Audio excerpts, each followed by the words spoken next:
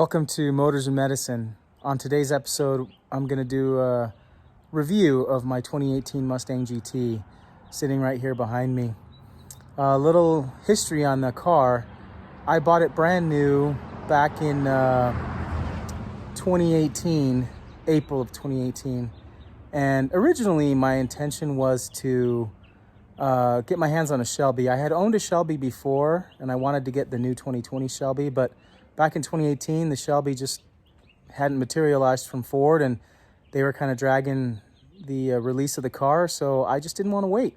So I decided, well, I'll buy this car and outfit it with like every single option possible. And then I'll just build my own Shelby equivalent or better.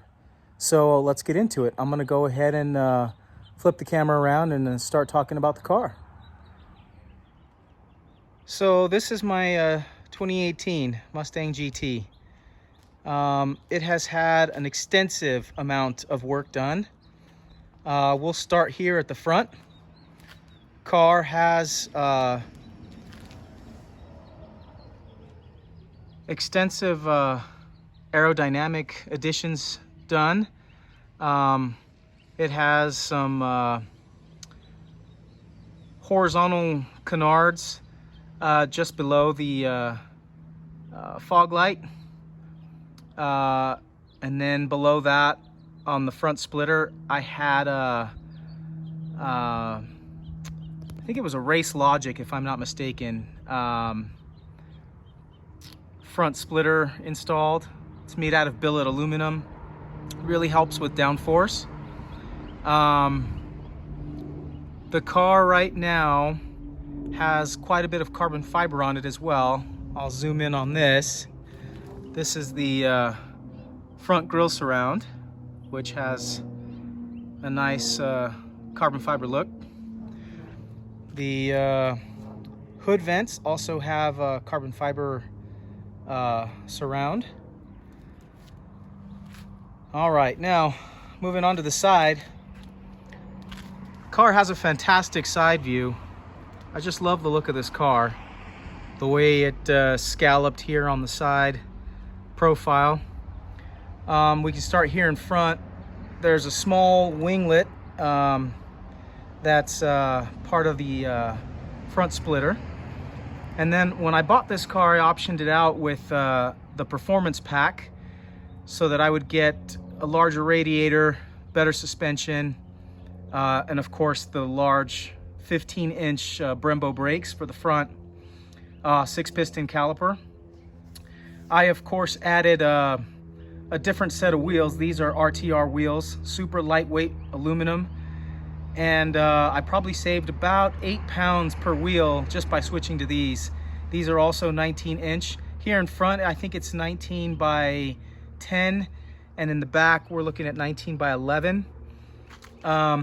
Tires here in front are 275/35, and in the back it's 305/35. Now, I had an extensive amount of suspension work done on this car as well.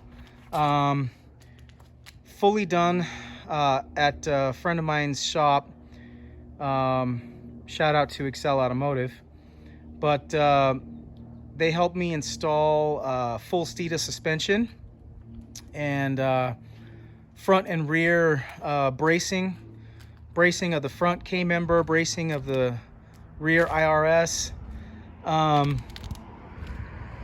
added the riveted fuel door. Here in the back we've got more carbon fiber. It has a custom GT500 style spoiler made of carbon fiber by a company called Vicrez. Fantastic piece. And then another piece of carbon fiber here in the back for the rear deck lid. Sorry about the glare. It's made by Anderson Composites. As we move our way down the car, we see it's got quad tip exhaust. This happened to be outfitted with the active exhaust from the factory that I opted for. I also had installed the rear valance diffuser, which I think that's by Roush. It looks really good. And the car itself is a magnetic gray metallic. Beautiful paint. I just really love the looks. I'll open the trunk here. And in the trunk, I actually opted to have my battery relocated to the trunk, which provides incredibly good weight transfer and helps with launching the car whenever I race it. I'm gonna go ahead and open the door now, get into the interior.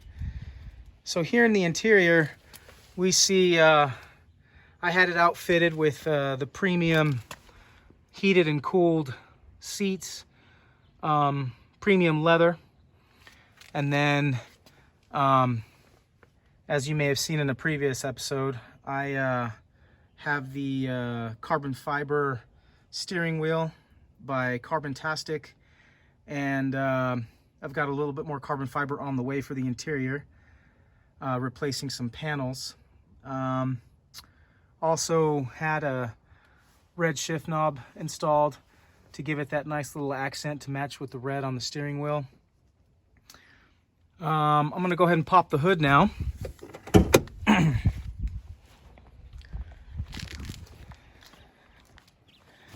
we'll get into the candy, if you will. So under the hood, we've got a 5-liter Gen 3 Coyote, but this is not your average Coyote. This particular engine is a Gen 3 Illuminator, which is capable of withstanding about 1,200 horsepower, or making 1,200 horsepower, I should say. I then had the Gen 5 3-liter Whipple supercharger put on, and recently had it tuned and worked on by Premier Performance. They added a much smaller pulley. I'm running a 375 now with a custom tune, and this thing made about 760 horsepower to the wheels, which translates to just over 900 horsepower at the crank. So it really does perform well. This particular engine is very advanced, as most people who know Fords, modern Fords that is. This particular engine has 4 cams, like a lot of exotic engines do. It's quad cam and breathes extremely well. It makes a lot of top end power, and with this supercharger, the torque down low is extremely good as well.